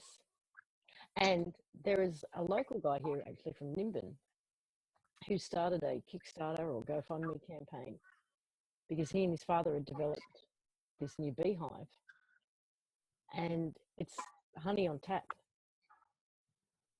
It's brilliant. It's absolutely brilliant. A couple of hippies from Nimbin, and they've yeah, it's amazing. You should see it. We'll try and find it and I'll post it. Oh, please. Yeah, I want to see that. I saw it a few months back. And then because I was watching this thing and saw it was amazing, and then from Nimbin, I was like, oh, they're just around the corner. So yeah, and there's a few new designs actually that make it possible for anybody to have a beehive in their backyard. Yep. Without the full kit, without having to suit up. Oh, come on. Everyone wants to wear a white veil. Big hat. Okay, so that started a lot of conversation. Yeah, everyone in the chat room is talking about honey and homeopathics and eating local. Yep. Well, okay, but being a Canadian, and this is going to go back into the financial thing, I'm sorry, but you told me the other day that you saw cabbages were $8, and then I saw another article a couple of days after that. Apparently they'd gone up to 20. What the hell's going on in Canada? Exactly what's about to happen in the States. Sorry, guys, Americans. I've seen a lot of articles written by Americans about the situation in Canada and kind of pointing a finger. And I'm like, yeah, guys, coming soon to a town near you. This comes back to oil. Oh, fuck, I didn't want to get into this. I'm going to be doing, I'm going to have to sit down tomorrow and record something just to discuss the fucking oil insanity right now. Canada's oil sands. regardless of what they're trying to tell Canadians right now, because they're lying through their fucking teeth to you, Canada, the oil sands cannot produce oil for less than $65 a barrel to break even. Well, oil is now down to $28 a barrel. Oil, Canadian oil sands are down everywhere. And I mean fucking everywhere. Because there's no oil, oil sands or much depleted amounts, and because the costs are so high, the Canadian government has decided to allow the dollar to dump to encourage export. The idea being, right, the lower the Canadian dollar is, the more wonderful it looks to American or European or Japanese buyers because it's that much cheaper. So they've allowed, so the Canadian dollar is just bottomed out. But the problem is this, everyone's trying to look at it as a single entity. No, Canada is an oil producing country. No, actually, they're a big basis of their dollar and their GDP and all of this is based on oil. Just like Venezuela, just like Nigeria, just like all these other countries who currently have their currency crashing through the floor. The problem is in Canada, it's a northern country. So we're in the middle of the day winter in Canada right now, which means 90%, probably way even more than that, but let's say 90% of all produce is coming as an import. Now, what you used to, if the dollar was on par with the American dollar, now the Canadian dollar is worth less than 70, I think it's 69 cents right now, American, for one Canadian dollar. So the cost has gone through the roof. But again, it's not just that. We have all shipping completely stopped. No Atlantic, no Pacific, no Indian Ocean shipping going on right now. Because all commercial sales, all retail sales have plummeted. They're falling out. The economies are completely crashed. So there's a lot of distraction right now trying to point at things like oil. Now, of course, the big one is China. Oh, everyone look at China. Everyone look at China. Oh, it's China's stock exchange has caused the entire global economy to a collapse, which is such a crock of shit. But it's good because you can point over to China because most people don't know anything about China, so they'll believe you. So getting back to Canada, you are seeing the play out now of, you're seeing the play out of the Canadian currency bottoms out, directly affected by the oil, but it's not just the oil. It is now, we're dealing with a situation where economies are crashing. And we've got the US going to follow. Now, I actually had someone post a really good question to me. I think it was David on my wall today on this and saying, if everyone stopped unpegged their currency from the US dollar, would that be enough to drop the US dollar? And I'm like, no, it wouldn't, because that's what we're seeing right now. We're actually seeing a massive amount of currencies unpegging from the US dollar because they have no choice. Now, the Canada is a free float, which means it's supposedly floats based on its value, which is also a crock of shit. Because they have a break on the Canadian currency that stops it if it goes above 2.5% above the American dollar. There's a break that's put on it and it gets pushed back down. But that's another whole conversation. We're watching the economies imploding. And they're imploding because there's just no money left in the system. And everything we're seeing right now is a distraction. So we're dealing with the whole oil thing, with the cost of living in Canada, everything's skyrocketing. Now you explain to me how the #1 producing country of wheat on the entire planet can now be selling 10-kilogram bags of flour for $53. Explain to me. Because that's not an... Now, here's the thing. Most of Canada's wheat gets sent down to the States to be processed, which opens up another whole question of why the fuck is Canada's wheat being fucking milled and processed in the States. But to me, there's more to this. And they're trying to blame oil. They're trying to blame China, but that's just this piece of the puzzle.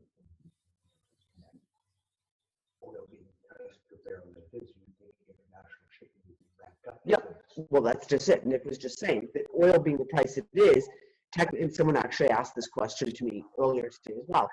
Oil being the price it is, international shipping should be going crazy. Shipping oil all over the place, but it's not because there's a glut of oil. Now, what is the one thing we saw this year, the opening of 2016? Out of nowhere, Obama legalizes the export of American oil for the first time in 40 years. And of course, the Iran sanctions end. And now Iran, their oil is on the free market. And they are the third biggest oil producer in the world. So you take a market that is so oversaturated with oil, every oil tanker on the planet is full, every oil reservoir on the planet is full, every oil truck, oil train car, oil everything is full. And then you add American oil to the market. Why would Obama do that? Why would Obama put American oil on the market when there's already a glut? And you have Iran. And the big news today, North Dakota, one of the oil companies, oil refinery drill companies, whatever, owned by the Koch brothers, and it's a low-grade oil that they produce, is now selling at minus 50 cents a barrel. Yeah, Lisa. That's Minus. They're paying them to take the oil 50 cents a barrel.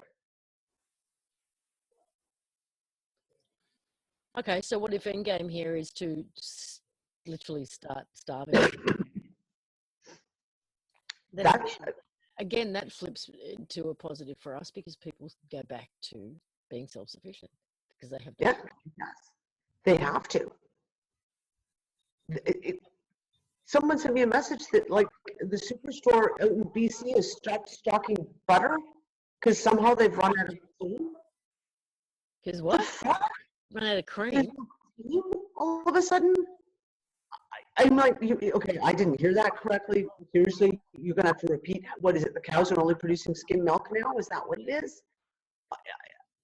Which is not. They're all being fed GMO soybeans, so they're producing soy milk now.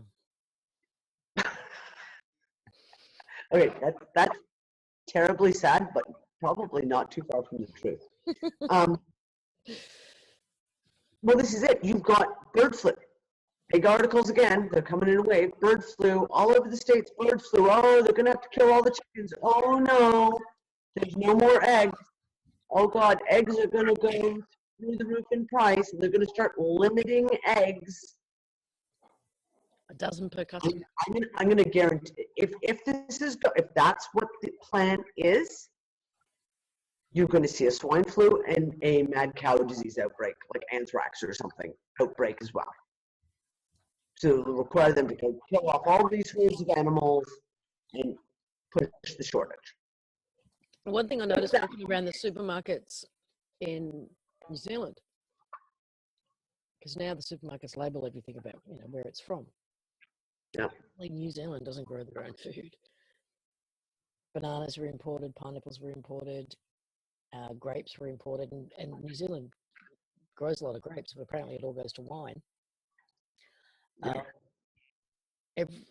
Everything was imported from South America, the United States, Australia, and it really is expensive. New Zealand's an expensive place for food.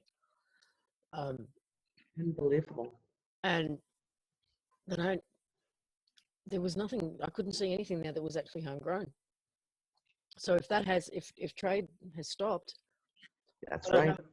I don't know what's going on between Australia and New Zealand, whether that's There's always, yeah, between Australia, when I talk about the Atlantic, the Pacific, and the Indian Ocean being empty, there is trade that goes across, like from around Australia, Australia to New Zealand, Australia up into like Indonesia. You get trade that's going from, say, South America up the coast into the Caribbean, but there is nothing in the middle of the oceans. Nothing. I checked again last night was the last time I checked, and there was one ship in transit in the Pacific. It was the only ship I could find in the three major oceans. But can they be faking this stuff? But no one's actually sitting in the middle of the ocean trying to spot boats. I mean, we're all doing it. No, they're all on GPS locators. Yeah. It's all like these are like the same thing with the flight feeds, right? Like you can watch every flight on the planet, commercial flights on the planet on live feed because it's a GPS feed. It's the same thing with the ships. It's a GPS feed. Could they be faking it? Yeah, sure they could. But why?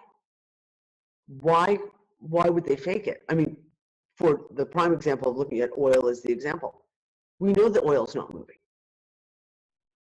because there's no fucking place for it. The United States has not room to empty a single tanker of oil into the country. Every single reservoir is completely filled, which is why December around the, I think it was around the 10th of December, Zero Hedge had an interesting article, and it showed a picture, and there was a lineup of ships, and I mean a lineup of oil tankers off of Texas, and they'd been sitting there for weeks. Weeks. Now here comes, back to being the cynic, but I mean, it could just be a bit of fuckery to get us all worked up and distracted yet again. Yeah, I'm not going to say you're wrong. But either way, whether it's real or not, if a shortage of food will just kickstart a revolution, and a revolution in a positive way, as people going back to community, people starting to grow their, going back to growing their own. So I can't see an end game in there where it works for them. Well, unfortunately, I do. I mean, and not works for them because nothing's going to fucking work for them. But because it's funny you brought this up because Nick and I literally just had this conversation about 4 hours. Oh, you mean the people going nuts and rioting and all that sort of stuff? Yeah, and the problem is that'll happen. We're in this really strange situation, right? So, for example, one of the things that Nick brought up is pretty much 99.9% of the world population who would have been old enough to have clear memories of what the world looked like just before World War II started are mostly dead. There's very, very few people around right now who are old enough to fully and completely remember all the signs of everything that happened before World War II. And of course, there was no internet back then. So it's not like they would know what was going on in other countries. We're in a unique position right now on the positive and the negative because we have this amazing thing called the internet, which allows all of us to bring our pieces and to give our eyewitness accounts of what we're seeing, what we're witnessing, what's going on around us. But at the same time, on the flip side of that, we're also now living with a population of people that are so drugged on fluoride and Prozac and vaccines and so programmed by television and religion and government politics and all the rest of it. Are any of them going to take heed of this in time to save themselves? Or is it going to get to a point where all of a sudden the shelves are bare and they're just like, oh crap, I can't get Doritos, I'm going to riot? I don't know. You just reminded me of something, and I shouldn't laugh, but I did. I laughed my ass. Go ahead. Go ahead. There's been two, but there was one in particular. Recent flooding in the States just before Christmas. Uh-huh. Yep. There was a rather large black woman being interviewed by this little white chick who'd been flown in from somewhere. And she asked her, what did she save? You know, was she able to save anything? And her response was, I grabbed my 2 pizzas out of the freezer and my dog. And I tried to save other things, but they weren't worth it.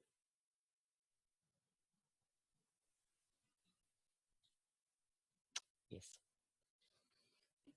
Apparently in her entire house. But I'm just going to go, I rest my case. I mean, no, I'm going to tell you.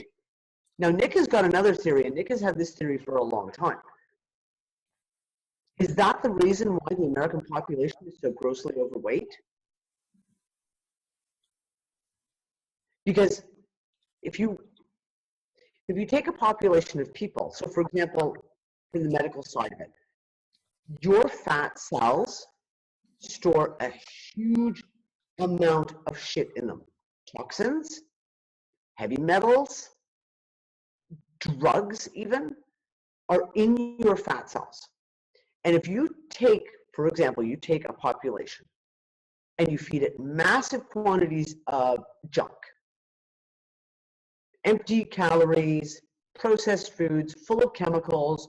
So basically you end up with a whole population of overweight people who are unhealthy and drugged. Now you take those same people who've just had all those vaccines pushed into them, all those toxins pushed into them, and now put them on a starvation diet or any kind of diet. When your body starts producing ketones and your body starts burning its own fat stores, your body releases back into its system all those encapsulated particles of heavy metals and toxins and poisons, etc. That's why a detox is never fun. That's why detox is never fun. But this is the whole thing. This is the whole thing. Most detoxing that you do, like liver and kidney detoxing, etc., that's not fat detoxing. Fat detoxing is seriously fucking scary. If you've got people with all this shit in their bodies. And there was one of the things Nick has kind of played with that scenario for a couple of years now and saying, is that one of their ulterior plans? All you got to do is take the food away, and it's not even about dying of starvation. These people would be so overwhelmed with the toxins coming out of their bodies. We're talking boils, sores, literal massive staph infections, unbelievable stuff. Isn't there some kind of biblical prophecy about that? Yeah, plays right into Revelation, doesn't it? 10 plagues of Egypt, anyone? Boils and sores? It's called a Herx reaction. Yep. Yeah, because once the major organs have detoxed, if you detox for long enough, major organs will go first, and then you'll start to get to all of those reserves, like your fat reserves. Yep. And your fat reserves hold everything that fat cell has ever had. You never ever get rid of a fat cell, it just gets smaller. So if you can imagine a fat cell is like a balloon. When you get it, it's flat, it's empty. And then as it fills up, it fills up. That fat cell never goes away. When they always talk about things, it goes, just go on this special potion will melt the fat right off of you. No, it doesn't work that way. So those fat cells are there, and they have all that fat inside the balloon. And when it starts to escape, it releases it out into the body. And those fat cells can be stuff that you were in your fat cells is vaccine shit that you were inoculated with at birth. every toxic chemical you ate, the lead paint you chewed off the end of your pencil when you were like in 6th grade, that's all there in your fat.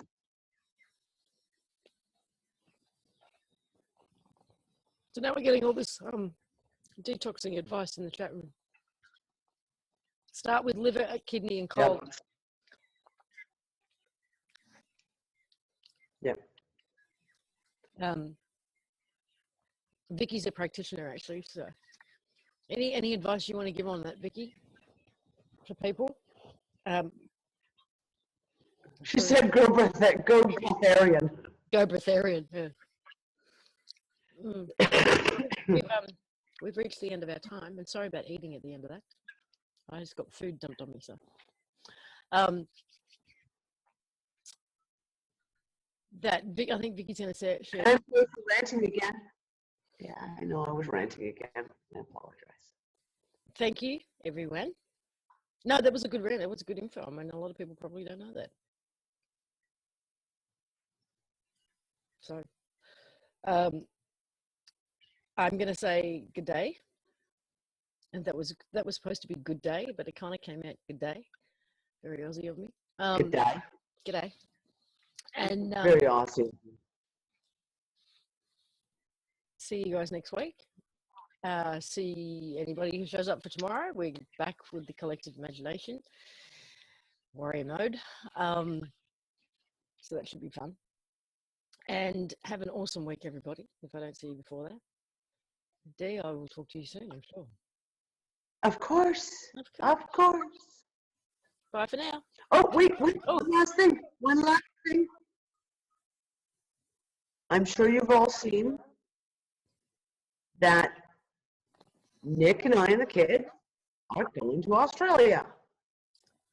Getting out of Dodge. Fast. And we won't even get into that. Getting out of Dodge fast.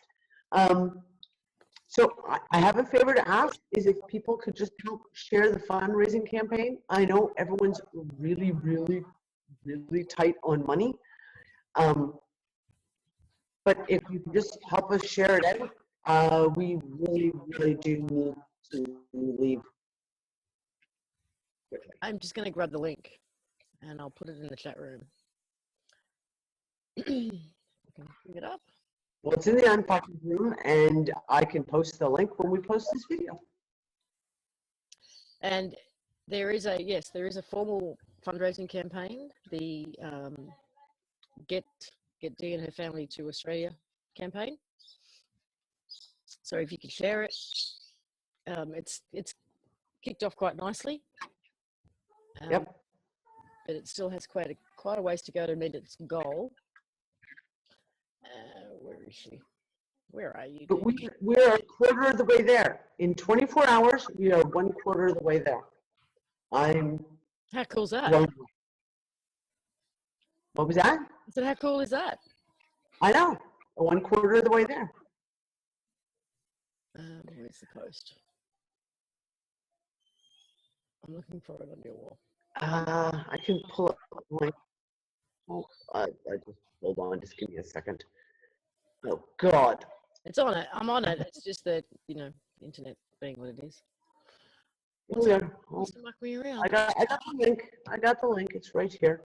Okay, cool. Question: I've lost Zoom. Where'd the Zoom go?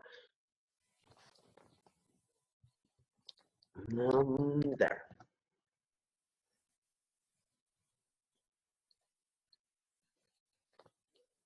The one thing I'm going to tell you guys, these guys are the best of the crowdfunding sites that I've seen so far.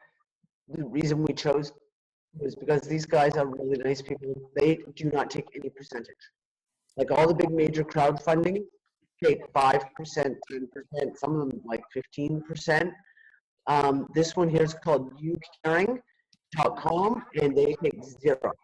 Now you still got to pay your fees to PayPal or Visa or whatever, but they do not take a single penny of your money yourselves. They do not close it off. They don't, hey, you didn't meet your goal, so we're just going to take everything.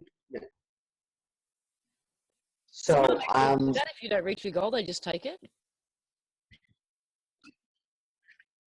Yeah, there's now. I don't know if it's still. I mean, that was the first time I was looking. I was doing some crowdfunding when crowdfunding first started. It was about 3.5 years ago, and I was trying to put together a huge workshop for Dr. Newman's breastfeeding clinic, International IBCLC. And if you set your goal and you didn't meet your goal within X time, you basically, it was like a gamble. You just lost everything. And it was one of the major crowdfunding campaigns. Like one of the big platforms, one of the very first big platforms. Yeah. Morris, the charge might have been the PayPal charge or something. And it'll be open. Yeah, till the goal PayPal charge. Yeah, it's $2.90 is the PayPal charge, or I guess it would be maybe $2.90 or $2.30 American, and therefore it gets. I don't know, but yeah, there's that is PayPal, and there's nothing. And whether it's Visa, MasterCard, or PayPal, you cannot get past that. That percentage fee is always charged. Yeah. Bastards. All right. Thank you. Talk to you soon. Thanks, everyone. Bye, guys. And hopefully they'll be actually giving you a hug real soon. Hopefully. Very soon. See ya. Bye, everyone.